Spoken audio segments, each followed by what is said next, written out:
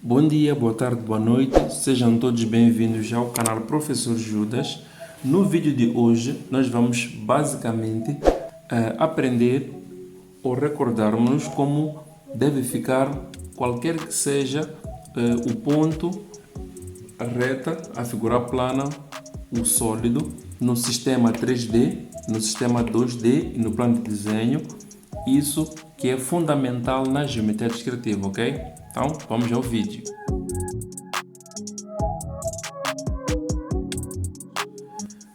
Hoje vamos falar de algo muito simples que interessa muito aos alunos da 11ª classe, que são as diferentes posições que podemos visualizar objetos, ok? Nomeadamente em 3D, em 2D e no plano de desenho. Então, primeiramente é importante iniciar com o sistema em 3D, ou seja, explicando uma coisa muito simples, que consiste no seguinte: se eu tiver aqui, farei a mão livre, depois passarei régua. Se eu tiver aqui este plano, não é? Faço a mão livre, depois vou passar a régua só para que seja totalmente visível. Se eu tenho este plano, por exemplo, que aqui se encontra, espero que o mesmo seja visível. O mesmo, aliás, trata-se do plano frontal de projeção.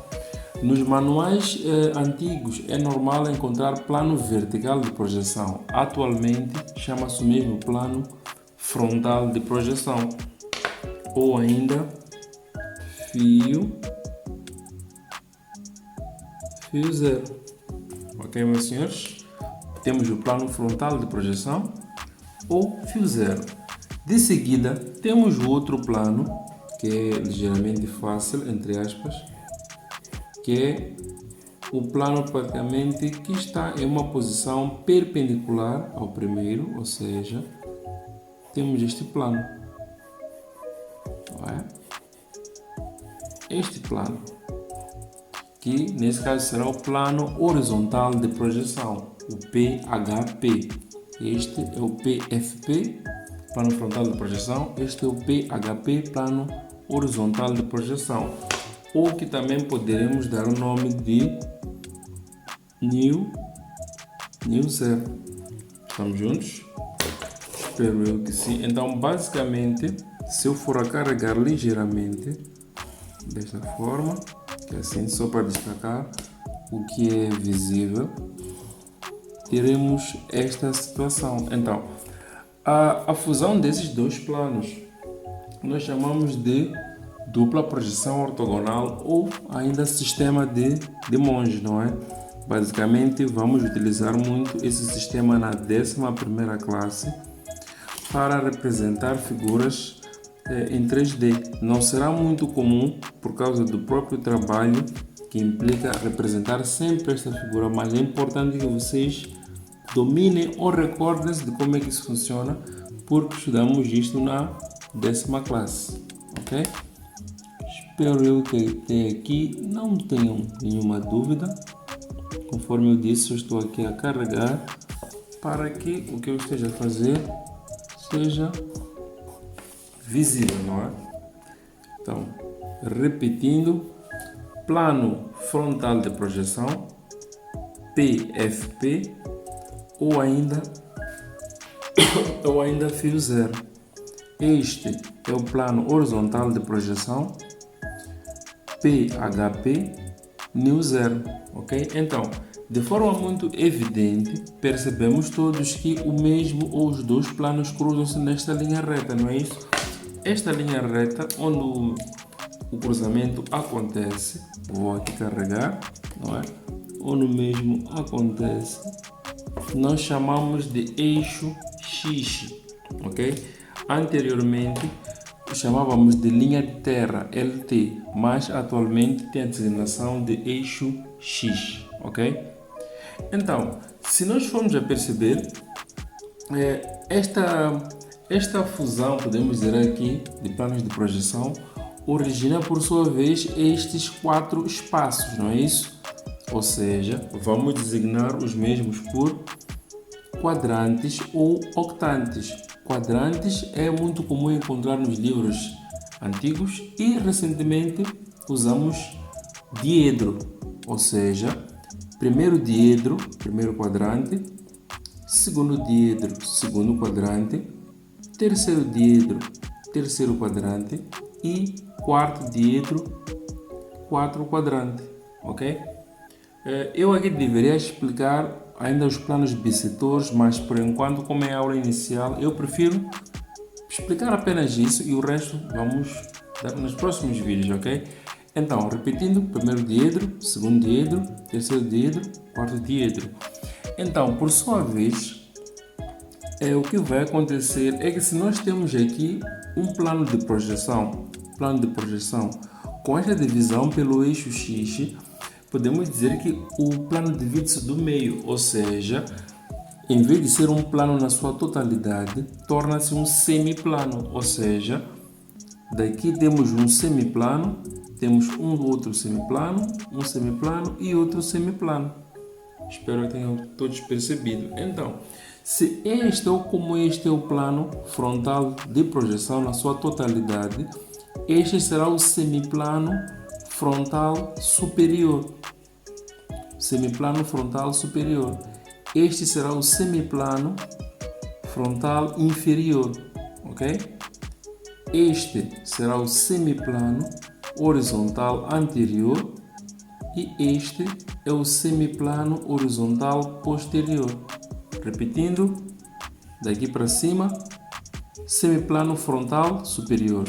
Daqui para baixo, semiplano frontal inferior. Daqui para a direita, semiplano horizontal anterior e daqui para a esquerda, semiplano horizontal posterior, ok?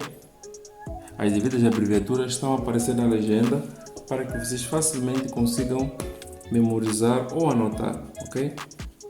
Então, outra coisa também que acontece aqui, que nós também estudamos na nona e décima classe, mas para repetir, tudo aquilo que está aqui no semiplano frontal superior sofre aquilo que nós chamamos de rebatimento, ou seja, tudo isto neste plano de princípio cai, entre aspas, para este outro espaço, aqui assim, não é? Fazendo com que o semiplano frontal superior coincida, não é? Com o semiplano horizontal posterior. Estamos juntos? Ou seja, sofre uma rotação, cai para cá, não é?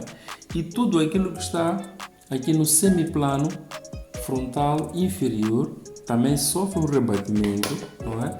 Para o semiplano horizontal anterior, desta forma. Estamos juntos? Este é um procedimento normal. Estudamos na nona e na décima classe, mas não utilizou-se essas terminologias todas para que não vos complique também, principalmente aos alunos, ok? Repetindo, semiplano frontal superior sofre rebatimento e vai coincidir com o semiplano horizontal posterior e o semiplano frontal inferior vai coincidir com o semiplano horizontal anterior, ok? Então, aqui nós já temos a visão de como ficaria, como funciona em 3D, ou seja, através do sistema de dupla projeção ou ainda sistema de Monge, ok? Então, como ficará a mesma figura observada de um outro ponto de vista? O outro ponto de vista é praticamente o 2D, não é? Duas dimensões. Ou seja, como vamos observar esta mesma figura, mas estando ela de perfil. Ou seja, se a mesma estiver de perfil, basicamente a configuração não muda, é a mesma. O que muda é o nosso ponto de vista, ou seja, tenho aqui uma linha reta que praticamente será até aqui, posso fazer com régua. Tem aqui uma linha reta desta forma que basicamente será o nosso plano frontal de projeção. E teremos uma outra linha perpendicular à primeira feita, esta, que é o nosso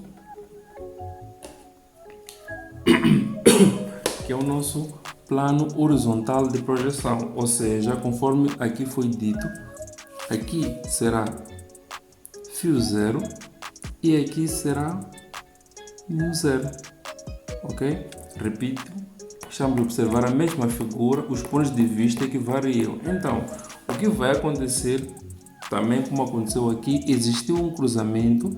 A diferença é que em 3D conseguimos ver o eixo X em toda a sua extensão, mas em 2D o eixo X limitar-se-á em ser apenas um e único ponto. Não teremos ou não vamos conseguir perceber a sua visibilidade, ok?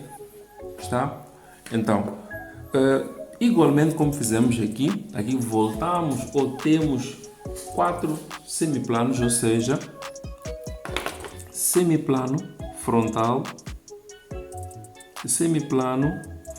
superior, semiplano frontal inferior, semiplano horizontal anterior, semiplano horizontal posterior, ok? A mesma situação que tivemos aqui. E também temos a situação dos quadrantes. Primeiro quadrante, segundo quadrante, terceiro quadrante, quarto quadrante. Ou na linguagem atual, primeiro diedro, segundo diedro, terceiro diedro e quarto diedro, ok? E, novamente, se aqui sofre rebatimento, a situação aqui também não muda, ou seja, teremos esta configuração, ou seja, tudo aquilo que está no semiplano frontal superior sofre rebatimento, fazendo com que passe a coincidir com o semiplano horizontal posterior. Tudo que está no semiplano frontal inferior passa a coincidir com o semiplano horizontal anterior. Estamos juntos? 3D, 2D e de seguida temos o terceiro ponto de vista, que é através do plano de desenho, ou seja, é o plano em que nós basicamente iremos ou observamos a figura e desenhamos. Estamos juntos? Então, basicamente, o plano de desenho é como observamos a figura após sofrer o rebatimento, ok? O que nós desenhamos no nosso caderno, no nosso bloco, ou seja, nós observamos a partir da vista de cima, não é isso? Após o rebatimento ter acontecido. Então, como mesmo irá acontecer? Basicamente, é uma questão de fazer primeiramente uma espécie de retângulo, aqui assim, atenção, nem sempre, para não dizer nunca, vamos utilizar este retângulo. Faço agora para que vocês compreendam de onde é que vem esse plano de desenho, ok? Então, temos aqui um retângulo, espero eu que o mesmo esteja visível, desta forma, aqui assim. Então, se eu representar desta forma, facilmente conseguimos perceber, observando de cima, que o eixo X estará aqui assim. Então, aqui já torna-se obrigatório identificar eixo X, colocar através de um X, ok? E conforme falamos anteriormente, nestes dois exemplos, só para não ser repetitivo, se eu tenho o rebatimento acontece para cá e para lá, o que basicamente vai acontecer é que o semiplano frontal superior, deixa eu escrever aqui, semiplano frontal superior irá coincidir com o semiplano horizontal posterior. Então, geometricamente, quando acontece uma coincidência, temos que colocar estes 3 tracinhos aqui, ok?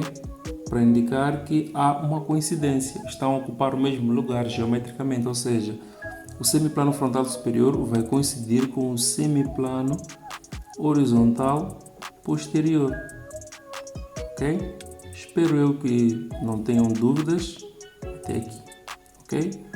E, igualmente, aqui embaixo a mesma situação, o semiplano frontal inferior, neste caso, semiplano frontal inferior, vai coincidir com o semiplano horizontal anterior.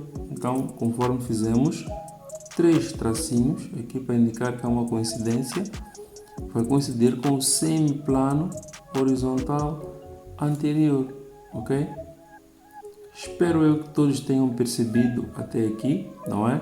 Basicamente, temos que dominar esta linguagem, tudo que eu falei até aqui. E agora vou dar um exemplo utilizando um sólido, ok? A princípio, conforme expliquei no vídeo anterior, estudamos pontos primeiramente que vão originar retas, retas que vão originar figuras planas que vão originar sólidos, ok? Então, a regra seria fazer pontos, depois retas, figuras planas e só depois sólidos. Mas, como estudamos sólidos praticamente na 10ª classe, quando falamos de projeção ortogonal, quero acreditar que será um exemplo mais coerente, mais lógico para que vocês possam relacionar e perceber esta parte, ok? Então, vou dar um exemplo dos 3 pontos de vista usando um sólido, ok? Como o mesmo ficará. Vou representar aqui primeiramente a mão livre, desta forma aqui assim, como é que o mesmo ficaria. Aqui vou dar uma ligeira, um ligeiro protagonismo ao primeiro quadrante, porque de princípio é o quadrante onde tudo que lá está é visível, não é? E possivelmente em vídeos futuros eu vou explicar como é que fica o comportamento do ponto do plano, da reta, quando está localizado em outros quadrantes, outros diedros, ok? Mas por enquanto vamos destacar só o que está no primeiro quadrante, que facilmente conseguimos perceber que tudo é visível, ok?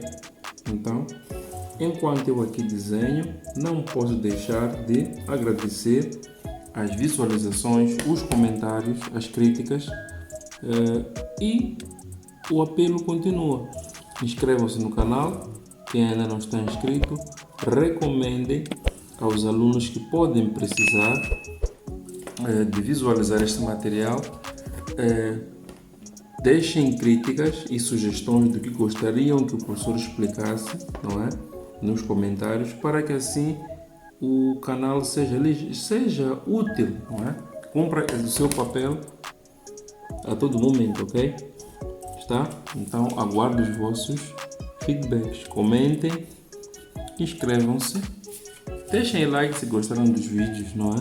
Não custa nada e assim ajudam o canal a crescer e continuam também a motivar o professor, não é? Assim eu consigo realizar sem nenhum tipo de problemas. Então, conforme eu expliquei, aqui eu dei ligeira primazia ao que está no primeiro diedro, não é? Não vou esquecer aqui do eixo X. Então, sendo repetitivo, feliz ou infelizmente, eu prefiro repetir para que assim vocês memorizem. Primeiro diedro, segundo diedro, terceiro diedro, quarto diedro. Semiplano frontal superior, semiplano frontal inferior, semiplano horizontal anterior, semiplano horizontal posterior, eixo X. Então, sem esquecer, fio 0, new 0. Então, conforme eu disse anteriormente, eu prefiro dar exemplo usando um sólido, porque assim facilmente vocês entendem, não é? Um ponto, possivelmente alguns podiam entender e outros nem tanto. Então, se eu tiver aqui uma figura muito simples que possivelmente quero acreditar que fizermos na 9ª e na 10ª classe, quando estávamos a falar sobre a projeção ortogonal, se eu representar aqui um prisma quadrangular, ou seja, uma figura com esta aparência, aqui assim. Primeiro faço a mão livre para testar o espaço, desta forma. Tenho aqui esta figura,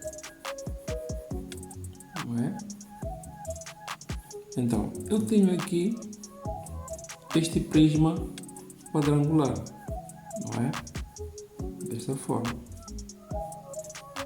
Eu confirmei, posso deixar assim, mas como também posso unir o mesmo, desta forma,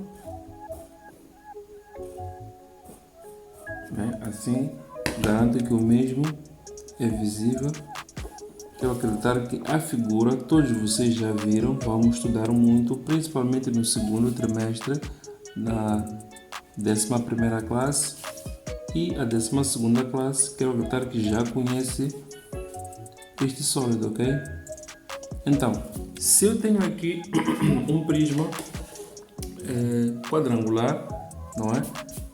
Deixa aqui colocar algumas marquinhas. Por exemplo, vamos imaginar que tem este tracejado aqui e na outra vista, tem um tracejado. Aliás, para que não faça confusão, vou colocar uma espécie de xadrez, não é? Senão fica tracejado, causa confusão. Então, como vocês já sabem, nós no desenho não representamos o objeto real, representamos as suas projeções, não é? Ou seja, através daqui do objeto, vamos passar retas projetantes. Primeiramente, que vão de encontro ao plano frontal de projeção, ou seja, farei uma linha projetante assim, outra com esta aparência, outra aqui, outra por aqui assim. Acredito eu que 4 são suficientes e como resultado terei esta figura aqui assim, ok? Com esta aparência. De seguida, aliás, desculpa, não terminei. Vou dar um bocadinho mais de chão para não despachar. Então, tendo aqui esta figura, não é? Já sabemos que é referente à vista frontal, não é isso? E conforme está aqui, a vista frontal tem um tracejado a lápis, não é isso? Logo, nós também devemos colocar este tracejado a lápis. Estamos juntos? É referente à vista frontal, a vista de frente. E conhecido como o nome do plano, não é? Por sua vez. Então, temos também, ou podemos representar, ou devemos representar, como observamos na figura de cima, aqui assim, ou seja, vamos passar outras retas projetantes que vão de encontro ao plano horizontal de projeção, não é? Que por sua vez será um quadrado, porque estamos a observar de cima, não é? E o mesmo terá esta aparência, aqui assim, ok? Desta forma.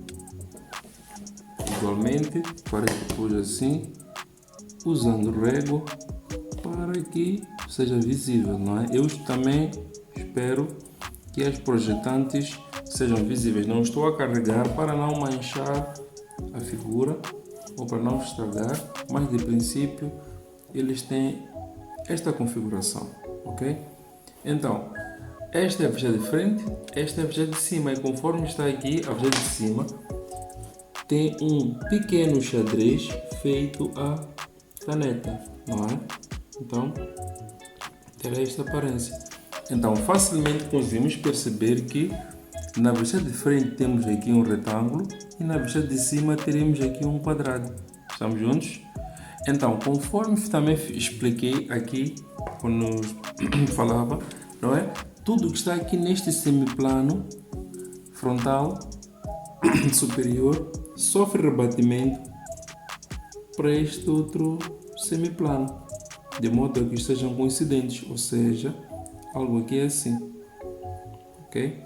Ou seja, vai fazer com que esta figura sofra aqui uma rotação, um rebatimento e vá para o outro lado, não é isso? Então, representando a mesma figura agora no sistema 2D, ou seja, de perfil, não é? Aqui também igualmente dando prioridade ao primeiro quadrante, teremos algo aqui assim, por sua vez, ou seja, sem esquecer, fio 0, plano frontal de projeção, neo 0, plano horizontal de projeção, e o nosso prisma quadrangular, se observarmos de perfil, vamos observar o mesmo lateralmente, ou seja, ele terá esta configuração, ou seja, vamos observar apenas do lado, não é? Ou seja, temos aqui, porque não conseguimos ver a sua profundidade, ok? Então, o procedimento é o mesmo. Através da figura que está aqui, nós temos que fazer retas projetantes. Aqui, no total são 4, mas nós vamos conseguir observar apenas 2, ou seja, temos esta primeira, temos aqui a segunda, não é isso? Então, já sabemos que, basicamente, nessa visão que nós temos, aqui a vista de frente será a projeção frontal, será apenas uma linha reta, ok? E, igualmente, se observar a mesma figura de cima, é só passar novamente retas projetantes, aqui assim, para baixo, de modo que toquem o plano horizontal de projeção. E, igualmente, vamos observar apenas outro retângulo, outra linha reta, ligeiramente menor se comparada com a primeira. Então, aqui nada muda, ou seja, é referente à vista de frente, é referente à vista de cima, ok?